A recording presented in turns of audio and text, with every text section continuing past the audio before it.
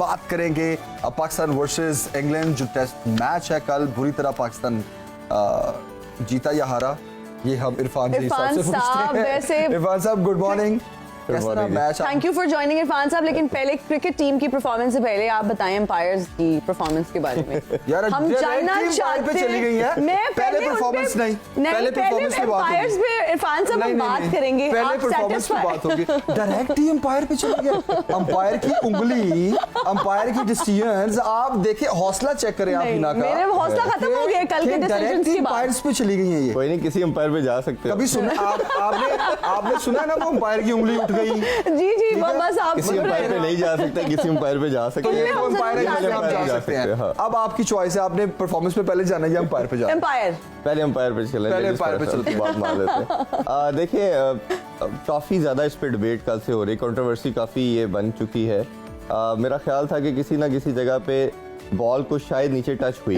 अब उसमें अगर अंपायर के पॉइंट ऑफ व्यू से देखें तो उनका ये होता है कि अगर आपने बॉल को गैदर कर लिया है, आपके कंट्रोल में है, वो नीचे लग भी जाए तो umpire can give the out as well.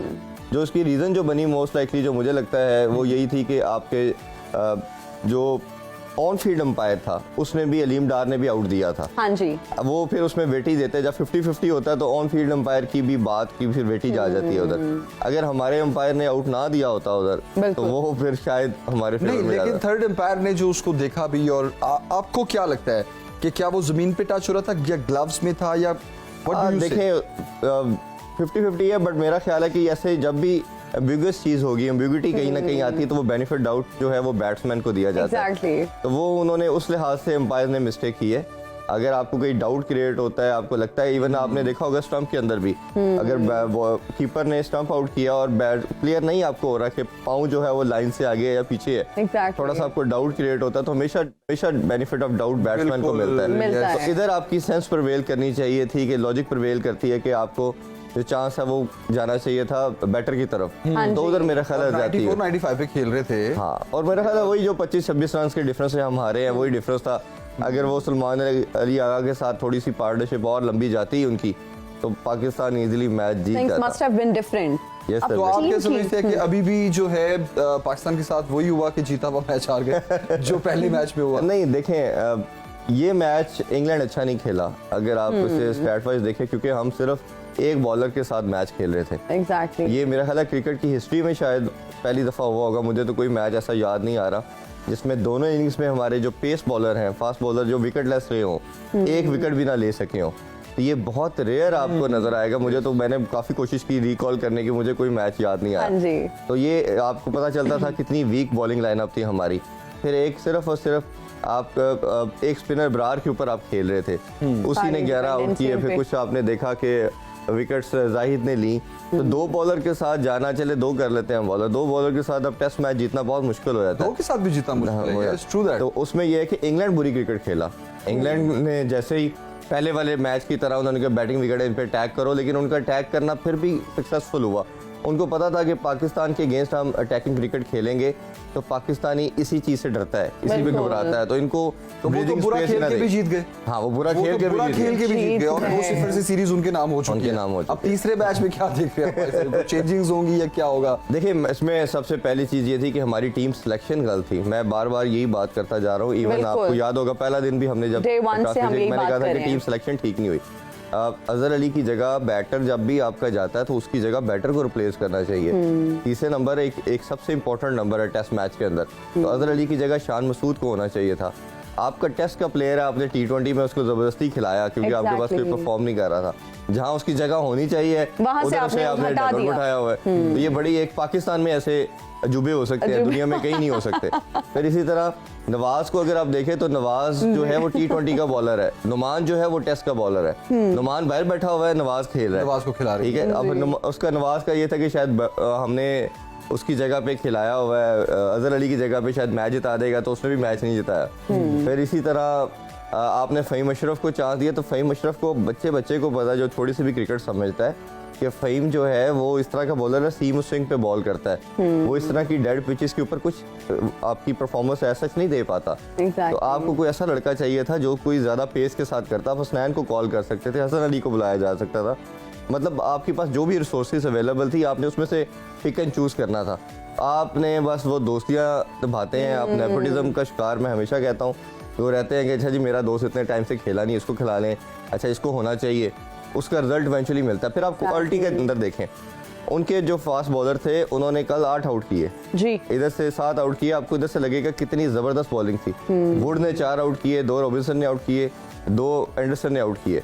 तो आपको पता चलेगा कि उनकी पेस अटैक और हमारे पेस अटैक के अंदर कितना ज्यादा डिफरेंस था। बिल्कुल। और वही डिफरेंस था, हमें था कि स्पिनिंग ट्रैक है हम फंसाएंगे, और स्पिनिंग ट्रैक के ऊपर भी उनके फास्ट बॉलर विकेट्स लेंगे। बिल्कुल। तो आपने करना क्या था, आपने विकेट ठीक बनाई, स्पिनिंग ट्रैक था, आपने उनको आउट भी कर लिया। आपके बैटर ने थोड़ी सी रिस्पॉन्सिबिलिटी शो करनी थी। मुझे तो कोई याद ही नहीं आता मैच, शायद एक अभी हमें श्रीलंका के अगेंस्ट अब्दुल्ला शफीक ने सेंचुरी करके पाकिस्तान को टेस्ट मैच जिताया। आप पीछे चले जाएंगे, आपको कोई बैट्समैन की वजह से टेस्ट मैच याद ही नहीं आएगा। इरफान साहब, हम होम ग्राउंड पे अपनी खेल रहे हैं, ठीक है, और वेदर कंडीशंस हर चीज़ आपकी फेवर में है जी। आपके ख्याल में टेस्ट मैच में हमें हमारी स्ट्रेटजी पेसर्स और स्पिनर्स को लेके क्या होनी चाहिए, खास तौर पे जब आप अपनी होम ग्राउंड में? देखें, सारी दुनिया के अंदर होता है ऐसे है कि आप अपनी स्ट्रेंथ पे खेलते हो, और हर कंट्री जो है, खासतौर पर सब कॉन्टिनेंट की बात कर लें तो वो करता क्या है कि अपनी फेवरेबल कंडीशन के अंदर यूज़ करता है। जी। हमने या इंडिया ने, बांग्लादेश ने, श्रीलंका ने यही करना होता है। जब फॉरेन टीम्स आती है स्पिनिंग ट्रैक बनाते हैं, वो पहले दिन ही आपको देखा डस्ट उड़ना शुरू होती है। खासतौर पर इंडिया के अंदर तो मड पूरी बॉल के साथ जब ग्रिप करती है तो वो उड़ती है। वो उनको 2-3 दिन में गिरा के उनके आउट करके साइड पे करते हैं। हमने भी इस दफ़ा चलो कोशिश की, थोड़ा सा स्पिनिंग ट्रैक बनाया और हमने उनको आउट भी कर लिया। समहाउ दोनों इनिंग्स में बिलो 300 आउट किया। हैरी ब्रूक की एक आउटस्टैंडिंग हिटिंग चल गई तो वो थोड़ा सा टोटल उनका रीजनेबल हो गया।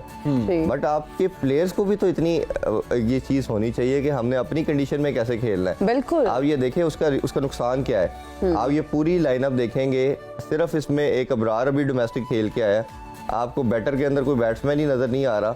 जो साउथ शकील अभी एक खेल के आया, उसका रिजल्ट भी आपको नजर आया कि उसने परफॉर्म किया। Exactly. आपका कोई लड़का डोमेस्टिक नहीं खेलता। जब आप अपने डोमेस्टिक स्ट्रक्चर को वैल्यू नहीं करेंगे, आप बेसिक को अपनी छोड़ देंगे, आप कहेंगे हम अब इंटरनेशनल प्लेयर है, हम इंटरनेशनल ही खेलेंगे, दुनिया में कहीं नहीं होता। डोमेस्टिक ना खेलने की वजह क्या है? टाइम नहीं है या बाकी की और? तीनों रीजन है। एक तो कैजुअली बहुत बैक टू बैक सीरीज भी होती है, फिर दूसरा जो प्लेयर फ्री भी होता है वो भी नहीं खेलते हैं। प्रेफरेंस ही नहीं है ना। तो कहेंगे हम इन कंडीशन के अंदर इन प्लेयर के साथ 2 मंथ अपने क्यों जाया करें। हालांकि उसमें सबसे अच्छी प्रैक्टिस होती है। सबसे अच्छी प्रैक्टिस होती है, और आपने अपनी कंडीशन को जितना अच्छा आप उनके हैबिचुअल रहेंगे, आप जितना उन बॉलर्स को या उन पिचेस पे खेलते जाएंगे, आपका वो आपने देखा था फवाद आलम जब 11 साल बाहर बैठे जब आए तो उन्होंने बैक टू बैक 2 साल रन किए, ठीक है, सेंचुरीज की, उन्होंने सब कुछ किया। अभी मेरा ख्याल है कि इस कंडीशन के अंदर तो फवाद आलम को भी डाल सकते थे आप। यही तो देखें आई होती है, आपका क्रिकेटिंग सेंस होती है, कोच की, कैप्टन का, चीफ सिलेक्टर की सेंस होनी चाहिए कि अच्छा किन कंडीशन पे कौन सा प्लेयर सूटेबल है। ठीक है, आप उन प्लेयरों के, अभी मैं से एग्जांपल देता हूँ, इमाम इधर रन कर रहे हैं, इन्हें बाहर लेके जाएं, ये इनकी एवरेज 13 की है, इनसे रन नहीं होंगे। तो इसी तरह आपका जो फवाद आलम, मेरा मानना है बाहर वाकई नहीं शायद खेल सकता, लेकिन इन कंडीशन के अंदर सबसे बेस्ट प्लेयर है। सब ये हमारी सिलेक्शन टीम में क्या ये क्यों सेंस प्रिवेल नहीं करता? ये कब आएगा? ये कब चीजें बेहतरी की तरफ आएंगी? हम सियासत की बात करते हैं तो यही हालात है, हम क्रिकेट की बात करते हैं तो यही है, और जो हाल हमारी क्रिकेट का है वही हमारी पीसीबी का है। ये तो आपने वही बात करी।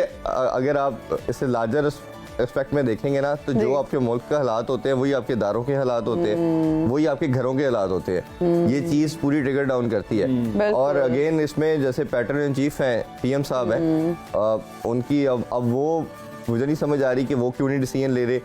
हालांकि वो जो प्रीवियस पीएम थे इमरान खान साहब की हर चीज को वो पीछे हटाते जा रहे थे। सॉरी मैं आपकी बात काट रहा हूँ। As a senior analyst Irfan साहब, आपको क्या लगता है पैटर्न इन चीफ पीएम का होना बनता है?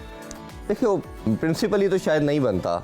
ये तो एक ऐसा डेजिग्नेशन है जिसके मेरा ख्याल है तो इसकी वोटिंग होनी चाहिए, एक प्रॉपर सिस्टम के तहत बनना चाहिए, थ्रू प्रॉपर सिस्टम होना चाहिए। ये तो अगेन किसी की सेंस ठीक है तो वो तो चलो ठीक है। वो पैटर्न चीफ अगर क्रिकेट का नहीं पता, बिल्कुल आप सही कह रहे हैं, तो वो फिर अपनी फिर होता क्या है कि अगर कोई अच्छा काम कर रहा है चेयरमैन, नया पैटर्न चीफ आ गया और उसने आके उसको लगा दिया, वो आके फिर उस सिस्टम को पूरे को चेंज कर देगा। जैसे इसकी एक प्राइम एग्जांपल ये है कि प्रीवियस पीएम ने, इमरान खान साहब ने आपका डिपार्टमेंट सिस्टम को ख़त्म करके दूसरा सिस्टम को लेके आए, रीजनल सिस्टम को लेके आए। तो अभी आपकी वो क्रिकेट चल रही थी अब फिर दोबारा बात हो रही है कि डिपार्टमेंटल क्रिकेट जो है वो दोबारा रिस्टोर हो जाएगी। हाँ, अब देखिए वो इसका ऐलान करने के बावजूद अभी तक तो कोई कुछ नजर नहीं हाँ हुआ नहीं है, लेकिन अगेन वो सिस्टम भी समहाउ रुका हुआ है अभी कुछ ना। शहबाज शरीफ साहब ने आते ही डिपार्टमेंटल क्रिकेट को बहाल किया, उन्होंने अनाउंस तो कर दिया था लेकिन अभी इम्प्लीमेंटेशन नहीं हुई। Sorry to interrupt you guys, काफी बातें हमने क्रिकेट की कर ली, थोड़ी सी अगर फीफा वर्ल्ड कप की भी कर लें और अगर सेमीफाइनल की बात कर लें क्रिकेट से फुटबॉल की तरफ हमारा रुख किया डिस्कशन। जी जी please, that is very important. बहुत सारे फैंस बैठ के इस वक्त देख रहे होंगे, सुन रहे होंगे इरफान साहब को। इरफान साहब पहले सेमीफाइनल के बारे में क्या कहेंगे? Who is your favourite and what do you think who is going to win? किसके चांसेस ज्यादा हैं? क्रोएशिया ब्राजील को हरा के आया और जिस तरह अर्जेंटीना नीदरलैंड को हरा के आया, दोनों बड़े अच्छे मैच जीत के आए हैं। अर्जेंटीना स्टार प्लेयर के साथ काफी वो भरी हुई है, खासतौर पे मेसी की बात करें, रोनाल्डो तो बाहर हो गए, दो ऐसे प्लेयर थे जिनको फॉलोइंग बहुत ज्यादा थी, तो अब मेसी को काफी दुनिया फॉलो कर रही है और उसकी भी ये एक किसी ना तरह चाह रहा होगा कि हम बाहर निकल जाना है। इसकी बारी आ गई है, इसकी बारी आ गई है क्या? ऐसे ना करें ना, बहुत फैंस हैं। नो फैंस है माजरत के साथ। नहीं, लेकिन जो स्टारडम कहना चाहिए रोनाल्डो का है, जो सुपरस्टार कहना चाहिए शायद मेसी उस तरह का नहीं है ना, चाहे पर्सनैलिटी वाइज कह लें या वो थोड़ा सा सबमिसिव दिखता है या जो भी कह दे, लेकिन अगेन फॉलोइंग जो फुटबॉल लवर है वो तो उसको काफी फॉलो करते हैं और उसकी बहुत बड़ी फैन फॉलोइंग है। कोई भी बड़ा प्लेयर तब तक नहीं बनता जब तक उसके टाइटल के अंदर वर्ल्ड कप नहीं आ जाता। बाकी जितनी मर्जी परफॉर्मेंस हो, अगर आपने कल ट्वीट भी देखी होगी रोनाल्डो की भी, तो उसने भी कहा कि मेरे लाइफ का सबसे बड़ा ड्रीम ये था, मैंने जिंदगी में सब कुछ हासिल किया, सिर्फ एक वर्ल्ड कप था जो मेरी सबसे बिगेस्ट डिजायर थी, वो पूरी नहीं हो सकी और मुझे सारी जिंदगी एक रहेगा कि मैंने अपने कंट्री को वर्ल्ड कप नहीं जिताया। और मेसी की भी यही स्टेटमेंट थी जब वर्ल्ड कप स्टार्ट हुआ कि मैं किसी तरह अपनी कंट्री को वर्ल्ड कप जिताऊं। तो मेरा ख्याल है एक बड़ा जबरदस्त मैच होगा। क्रोएशिया उस तरह बड़े स्टार्स के साथ नहीं है, बट बड़ी फंसी हुई फुटबॉल खेलते हैं। ये आपके पहले मोमेंटम को ब्रेक करते हैं, फिर वो अपने सिस्टम से आके अपने मेथड से आपको लेके जाते हैं। पिछली दफा इन्होंने हराया था, पिछले वर्ल्ड कप में इन्होंने अर्जेंटीना को। जी बिल्कुल एग्जैक्टली 3-0 से अर्जेंटीना को। कौन सा मैच था भला? 3-0 इन्होंने हराया था। वो क्वार्टर फाइनल था, यस। और ये क्रोएशिया रनर अप है वर्ल्ड कप के, फाइनल खेले हुए फ्रांस से, ये फाइनल हारे थे। तो क्रोएशिया उस तरह हर वर्ल्ड कप के अंदर लास्ट 2 डेकेड में आप देखेंगे तो बड़ी जबरदस्त फुटबॉल खेल रहे हैं। But again as a side के हैविंग सेड दैट कि इनके पास सुपरस्टार्स नहीं है, इसलिए ये लाइमलाइट में टीम नहीं आती। बट ये है कि ये कुछ ना कुछ करके, तो है ना, लुका मॉड्रिच है, 37 इयर्स उनकी एज है और क्या खूबसूरत फिटनेस लेवल है और क्या खूबसूरत वो खेलते हैं। अब ये देखें ना, आप मेसी से उनको कंपैरिजन खेल रहे हैं और फिटनेस चेक कर रहे हैं। और आप ये देखें कि मेसी से कंपैरिजन करेंगे तो मेसी की फॉलोइंग इतनी ज्यादा और उनकी शायद नहीं है, बट जो फुटबॉल देखता है समझता है कि यार कम प्लेयर नहीं है, कम प्लेयर नहीं है, एब्सोल्युटली, जिसको समझ है। हाँ, तो वो लेकिन अगेन उसकी शायद उसकी पर्सनालिटी भी जरा डिफरेंट की है, वो जरा अपने आप को साइडलाइन रखता है, वो ज्यादा एक्सपोजर में नहीं जाता और उस तरह से रहने वाले नहीं। बहुत शुक्रिया, थैंक यू वेरी मच।